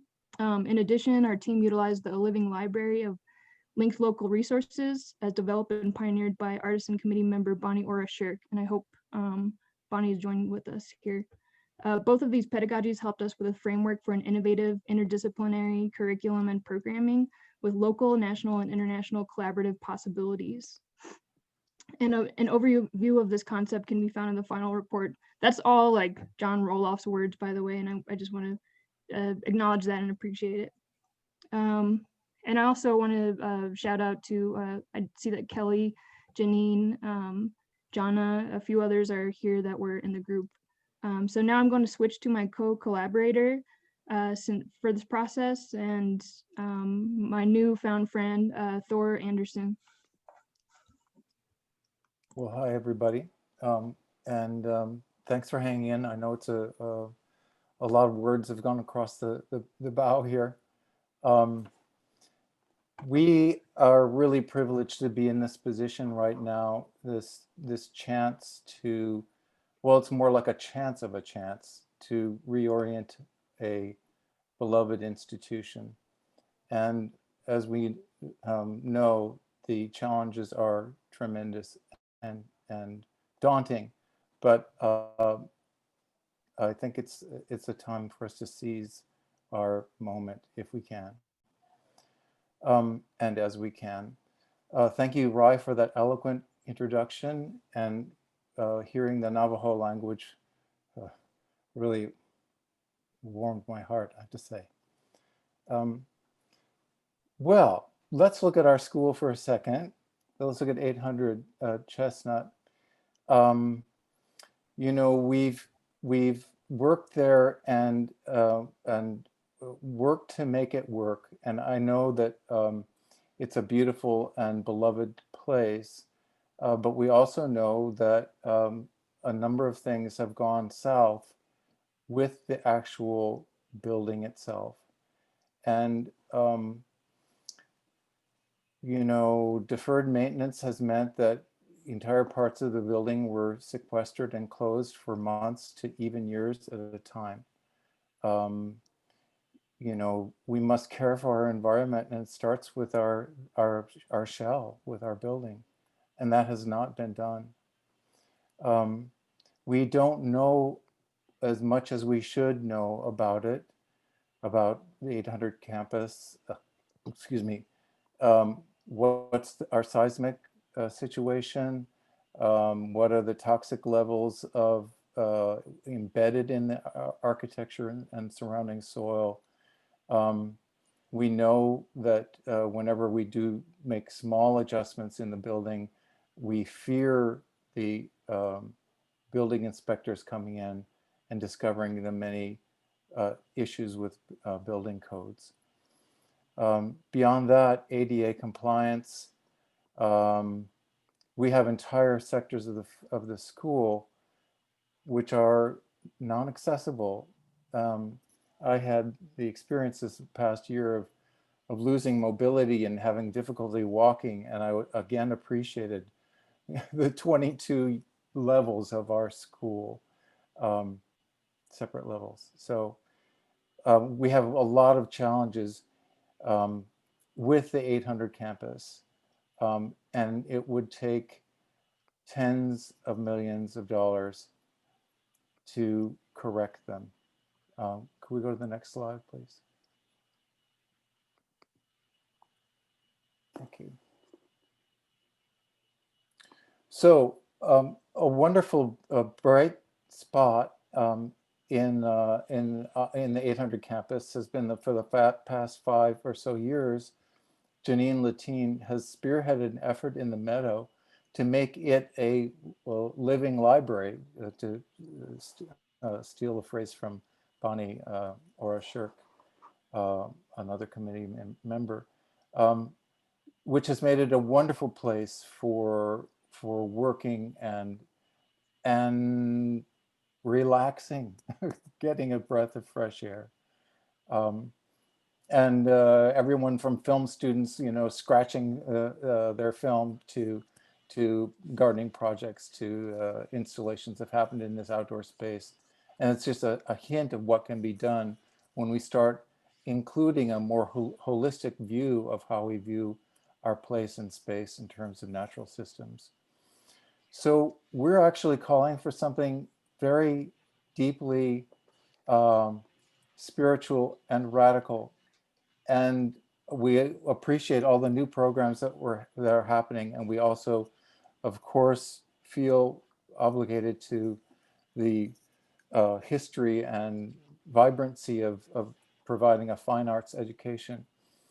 But we were also influenced by the fact that when we were doing our report, our forests were on fire, we were under a COVID shutdown, and the environment has been crying for our attention. So we would propose a Department of Environmental Justice or a program that would allow us to develop specific curricula.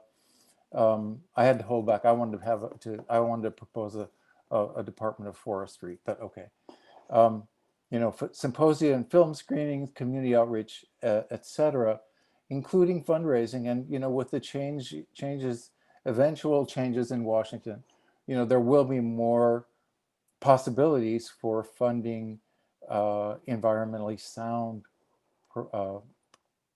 programs and curricula and faculty, etc.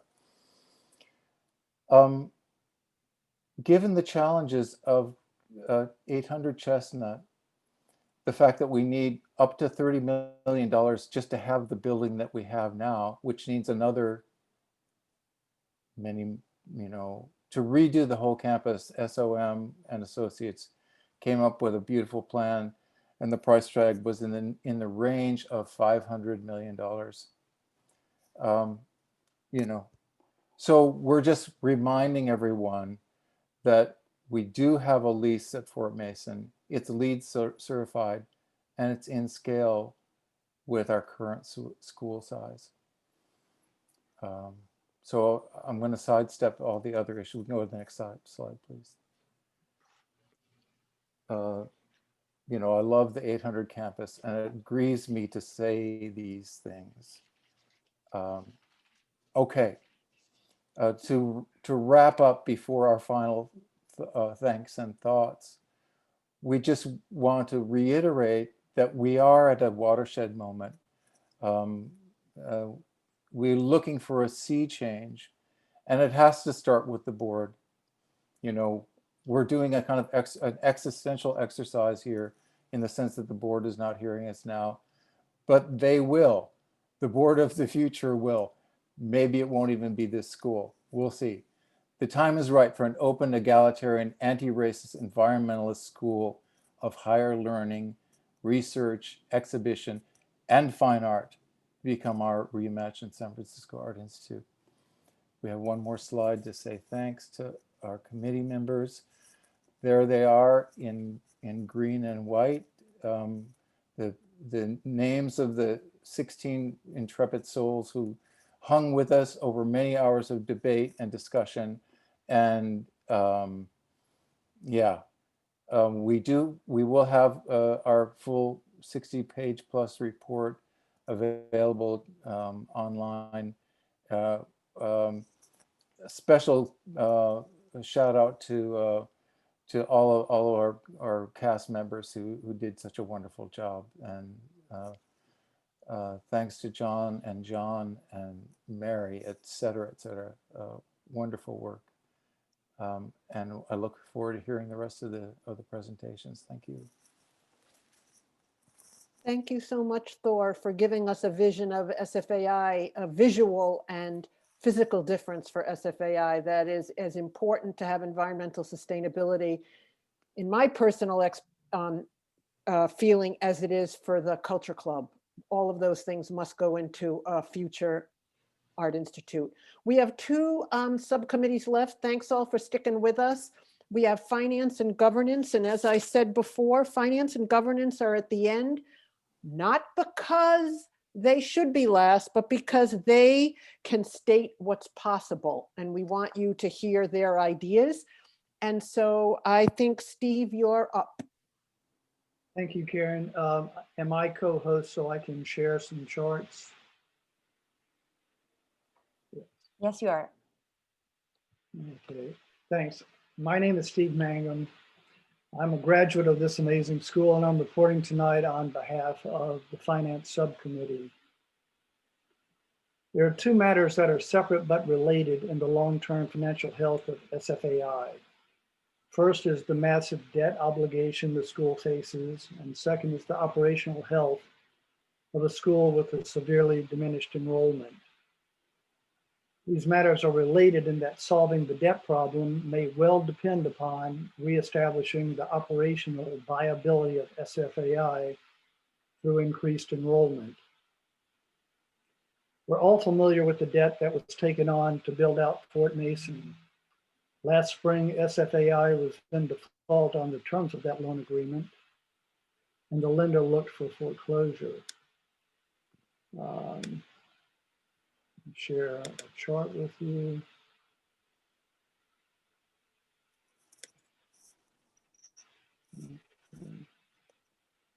So the board negotiated a deal with the UC Regents to pay off our debt of $19 million in 2020 with a 6-year agreement that called for interim rent payments and a balloon payment due at the end.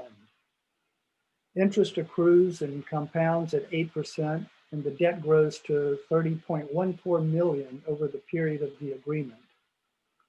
The rent payments SFAI will be making will total $6.1 million, and this amount is actually credited to the accrued debt balance, so that at the end of the agreement, SFAI has to repay a net $24.1 million in 2027 to reclaim the campus.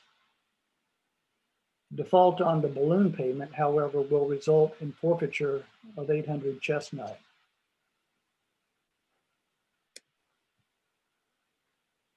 Given this debt challenge, our focus in the Finance Subcommittee has been to understand the near and long-term financial outlook of SFAI under a range of scenarios, including the options developed by the Re-Imagine Committee. To establish the economic viability of those options, we built several financial models based upon existing detailed financial data provided by the SFAI finance team.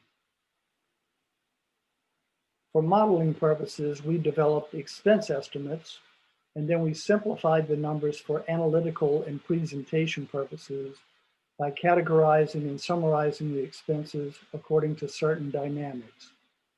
Specifically, whether they were related to the real estate, to administrative expenses, or to the faculty. We did this because the real estate costs, being the lease payments for Fort Mason, and now the rents we pay to the UC Regents for 800 Chestnut, are fixed and must be paid no matter the status of the institute. Operating SFAI also requires a level of administrative staffing for functions such as admissions, registrar, financial aid, etc. And we've summarized those costs as administrative staff payroll.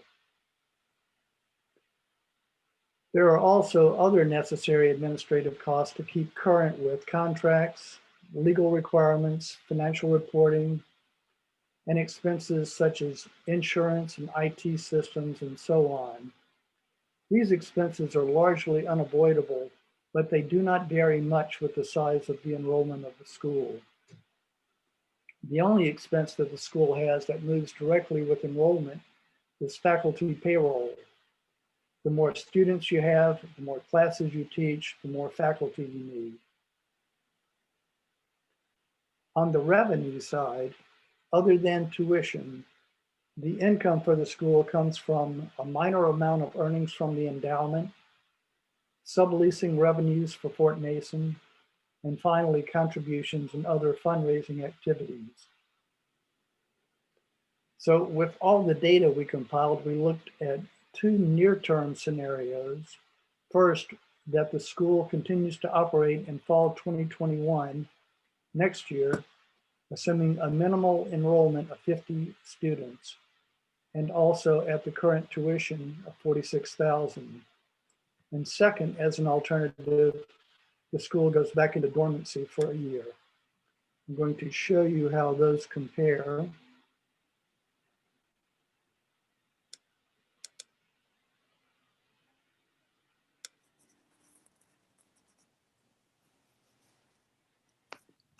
Okay, so the first case, which is actually the bars on the right side of this graph, revenue and expense, represent if the school remains open and has 50 students next year, operating with the administrative staff we have today, and also assuming that we generate $3.15 million from subleasing Fort Mason, contributions, and other fundraising. And in this scenario, our operating costs exceed our revenues by $4.8 million. You can see the orange block indicated deficit. Given what Tom took you through at the beginning of the meeting, this is $4.8 million that's not currently funded. In the second case, we looked at closing the school for a year, giving us time to finish the work of the Re-Imagine committee, consider new approaches and structures, and also to give more time for the board to look for strategic partnerships with the city, other schools, or foundations. In this scenario, there are no students or tuition income. We would still incur some administrative staffing costs, such as development, and some general administrative expenses for legal, accounting, insurance, etc. But we would save on overhead, some utilities, IT costs, and other things. In this case, we assumed that the tenured faculty would remain, however, for three reasons. First, the school would have to pay them a substantial portion of their contracts anyway. Second, they could help with the reimagining. And third, we need them to reopen in 2022.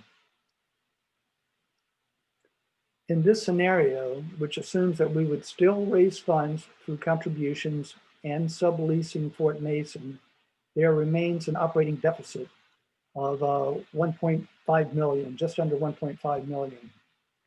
So this is still a problem, but it's 3.3 million less of a problem than opening and teaching next year.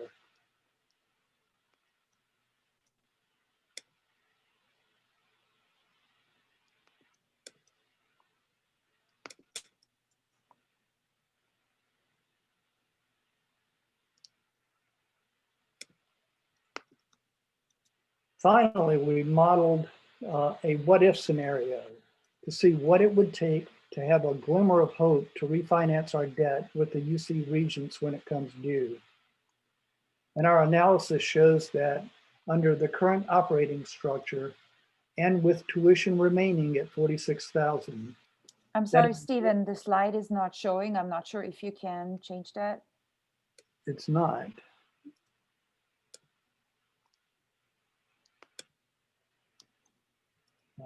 It's showing on my screen. Nobody sees that?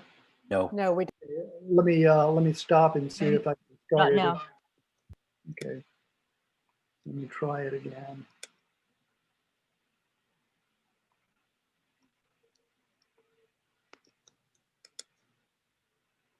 Does that show? Yes, Yes. perfect. Thank you so much, Stephen. Okay, great. Thank you for calling that out. So here we remodeled the what if scenario to see what it takes to have a glimmer of hope. And our analysis shows that with the current operating structure and tuition remaining at $46,000, that an enrollment of around 400 would be required to generate a strong enough cash flow to negotiate with potential lenders. You can see on the left that the revenue column is higher than the expense column on the right. But even in this extremely challenging scenario, the school could incur additional deficits of 6 to 10 million while building up to that level of enrollment. And that additional debt would have to be rolled into a refinancing. Without some sort of short-term bridge financing, this may all be a pipe dream, and we don't have an answer for this.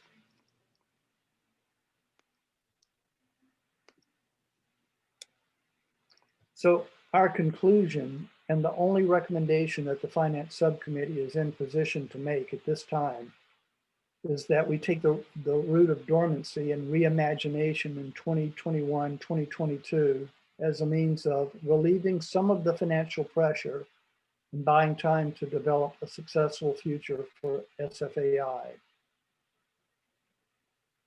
Thanks. Stephen, thank you, and the Finance Subcommittee, whom I know has been meeting, it feels like hourly when I hear about it. So to present this and present information about how and where the school sits now and how we envision the future. So I know the amount of work it took to put that together, and I think we're all eternally grateful for your skills at presenting and also for distilling the information. So thank you. Our last subcommittee is governance. Lindsay White is going to do that. Please put your questions in the chat. We know we're going a little over, and we hope you will stay with us because I think you'll appreciate the recommendations that the governance subcommittee is going to be making. Hello, thanks for sticking around, all 180 participants to the end of this. I'm gonna dive in one moment. All right, can everyone see that? Yeah. Perfecto. Okay, so I don't know what I just said because I'm nervous, but I don't know if I said I'm an assistant professor in the chair of photography at SFAI, but I am. So I'm sharing out the governance subcommittee, and governance for us equals cooperative leadership. Oh, hold on a second. Always got, oh, there we go. I'm having some technical issues on my end for a second, and I apologize. Hold on a second. Let's go again. Okay, I'd like to give a shout out by first name to save time to the members of the governance committee, Zaina, Dina, Orit, Dewey, Flint, Tom, Emily. We also had additional committee guidance from Matt, Irene, Jennifer, Marcella, Cristobal, and Layla.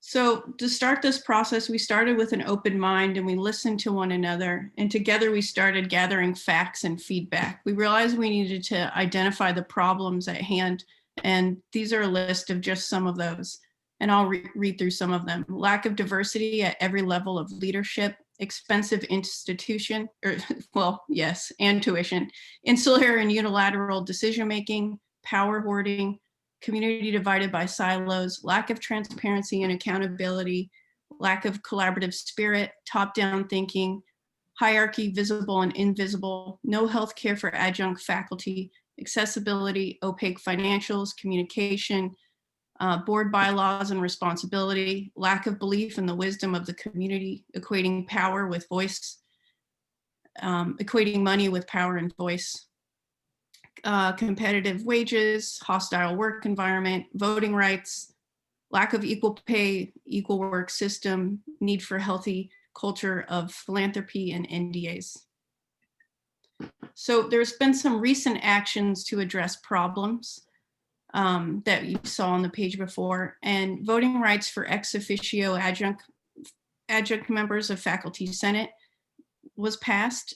Unanimous vote by Faculty Senate to dismantle cabinet, and collective thinking that you're seeing here today by faculty, staff, students, alumni through this Re-Imagine process. It came clear that many of the things that weren't working were the result of governance structure. So we created governance leadership goals and values.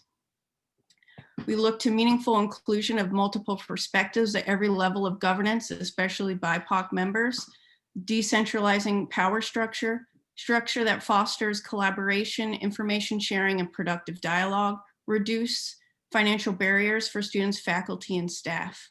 We also established values, cooperative inclusive leadership, affordable to free tuition, fair wages, and collective pedagogy. I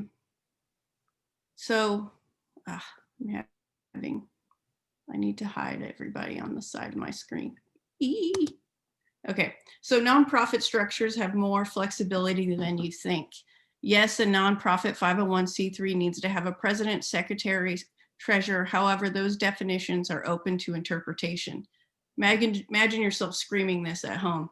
So we asked lawyers, cooperative specialists, organizers, professors, and art administrators, and they pointed us to models, bylaws, handbooks, and codes in California nonprofit law. We saw this as a collective learning process and fed ourselves responsibly. These are some external consultations. We also had internal consultations as well. We had so many questions, and we looked to many knowledgeable folks to help us out, many of which we didn't know but met along the way. However, each person met us with excitement because what we are trying to do is important and unique. Here's some examples of nonprofit 501c3 flexibility that we learned along the way. Community could elect board members instead of board self-selecting. More faculty, students, and staff can serve on the board. People on the board can be paid. Nonprofit doesn't need a president. Governing structure could build a decision-making structure from the bottom up, not from the top down. Create hierarchy of decisions, not people. Offer financial literacy to board as recommended by WASC. There could be co-chairs of a board to spread out power and collaborate. Advisory board. Community can write bylaws together slowly and thoughtfully to include democratic, community-based decision-making for long-term strategic making. Build in feedback loops and accountability into your governing structures. Financials can be public to help an institution conduct business ethically and responsibly. To move past the current SFAI model, which is what you're looking at here, early on we realized the way forward was to work together, shared responsibility. The change that needs to happen at SFAI can be addressed holistically. The energy of an institution is created by its structure. Structure that allows people the space to openly share their viewpoints, space for collective intelligence and the development of ideas, tools that can help guide decision-making in every level, mission, values, strategic priorities, built-in feedback loops, and accountability. Sociocracy, a circle-based structure, allows for distribution of power and better communication, bottom-up decision-making. Who has the most information about the decision being made? Most impact equals most knowledgeable. This is a possible transitional model for the first year out. We thought about how can the Re-Imagine process be integrated into the governance structure by year one. Collaborative and collective decision-making is crucial to the success of an institution. I'll revisit this later as well. Some people do PowerPoint, others draw on a piece of paper. And however, even with the transitional year, transitional model that you just looked at, we desired a flatter, more collaborative model. Back to the circle structures, similar to respiratory nervous system, centralized organism that creates accountability, communication, and flow. Some footnotes about this that are important to realize is that there would be a deep membership participation and that we would need reps from different parts of the organization for clear information flow. Bi-monthly general assemblies, annual general meetings to revisit bylaws, succession planning, and subcommittees could be formed. This is another stab at the circle structure to include more of the Re-Imagine stakeholders' field of study. Everyone had a moment where they kind of made different structures. And so you're seeing some of those here today.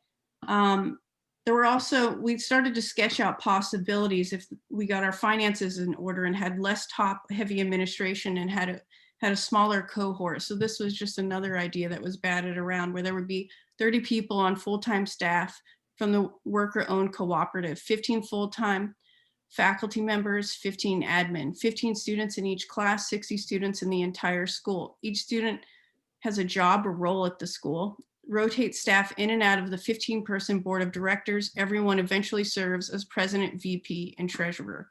There's other comments on this slide, but I'm not reading those to you today. We also proposed a budget, playing around. And then I'm here on these last two slides, and to propose a new governance structure.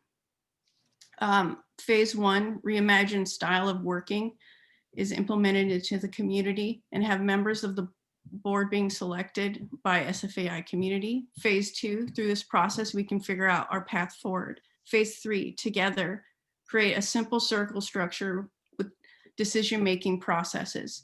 And how we need help. We all know that we need help, and where could we ask for help? We reached out to the sustainable law economies during this process, and they were one of the most amazing groups of people I've ever met. About 8 of them showed up to a meeting that we had. Democracy at Work Institute, great resource. They've also told us there's numerous grants available for organizations transferring to cooperative leadership structures. Both of these organizations are based in the East Bay. So back to this possible transitional model, which I outlined in the phases in the previous slide. But just to sum up this transitional year, if we match the current number of board members with elected board members from the Re-Imagine subcommittees, faculty, staff, students, and alumni, we put co-board chairs in place from both groups. This new governing structure and leadership would show the community that change is real. People would give money to the school because they would see, as promised and marketed, that radical change was actually happening at the institution. Giving could be an expression of love. Therefore, both the SFAI community and public would trust the school, made good on their promises by addressing issues from the bottom up with new inclusive leadership that includes a variety of age ranges, diversity, and committed individuals. We feel it is time for an overhaul of outdated power structures.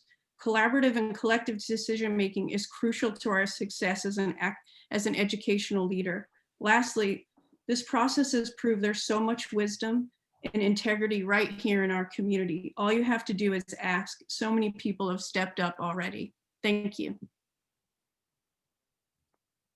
Lindsay, thank you so much for presenting that in graphics, using artistic skills to show us the future, as so many others have done. But I think the fact that it was literally hand-drawn added for me, a special pressure to it, a special emphasis to it. So thank you so much for doing that. And as you all can see, that is why we wanted finance and governance to go at the end, so you could see what some future possibilities are. I know we've gone over here, but we want to over our time, but we wanted to make sure that we save some time for questions and then just a few minutes for us to state what Re-Imagine is going to do next. So there's been a lot of content in the chat here, and Tom and I and others have been able to trying our best to answer it. We can't answer everything because we're trying to pay attention. So I'm going to ask our Maria in tech if there was a specific question, because you were monitoring with us, that's something that we need to answer right now. Hate to put you on the spot, but I know, it's okay, it's okay. I think what I would like to read here is Maggie Bradley writing, "It's okay to ask for help. I don't like that we acted as if we were fine until it was too late." I think that is important to share. And then Kat Trataris, "Shared governance is simply shared power and those in power working to empower others." I think that's also very important. there were, okay, here is Rachel Dean to everyone. Is the current board structure legal given your prior points on 501c3s? How did it get to this point? Is there some private business model grandfathered into the fabric of SFAI? So I would say that that is not in the purview of this committee to be able to answer. And I know that we have board members here who were invited and have, remained for the meeting. And I hope that they will take those questions and find a way to answer them, because that's not something we have the authority or ability to answer. So I would like to move us to the final part of our session, which is, Tom, I think we were going to talk about moving towards the future, given the challenges, and then do the next steps for Re-Imagine. Did I get that right, Tom? Yeah, that sounds right. And look, I think a lot of the questions that people are asking are directed at sort of where do we go from here? One thing I want to say about people are asking about the legal, the structure of the school and the board and so forth. This nonprofit corporate model, which you're required under California law, if you want to be a nonprofit, you have to have a board, and it basically mirrors for-profit corporations. That's just how California law has structured it. In other states, you can have a nonprofit co-op, but you can't here. The simple reality is that there are enormous legal protections for the volunteer trustees of a nonprofit corporation. And there's basically very few ways for that board to be removed from the school if the board doesn't want to step down. So, if the board doesn't want to collaborate with us, then we can't force them to. What we can do is work together to assemble the ideas that we've given you a highlight of today, to find a repository for them, to find a way to move forward collaboratively, and see if we can find fertile soil for these seeds. There are a number of things that we want to propose here. One is that SFAA has generously agreed to host an archive of our work.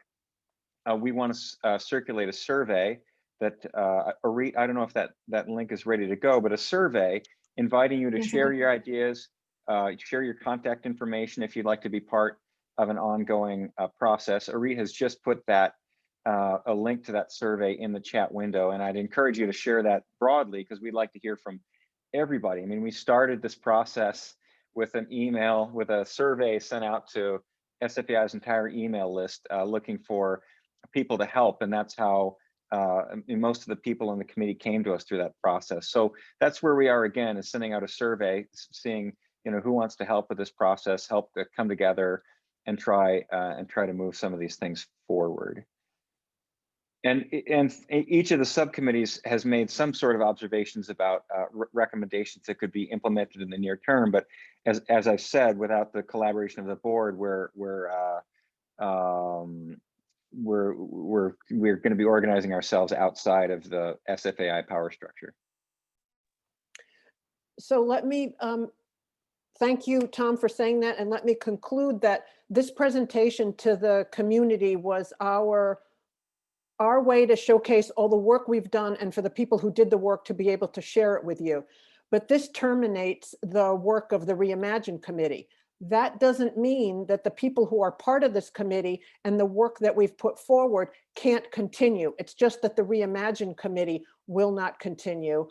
And I have informed my fellow committee members and the board and the staff leadership that I will no longer, as of the end of the day tomorrow, be the co-chair of this committee. I've done the job that I set out to do and am eternally grateful for the opportunity to do it. But there is obviously still more work to do.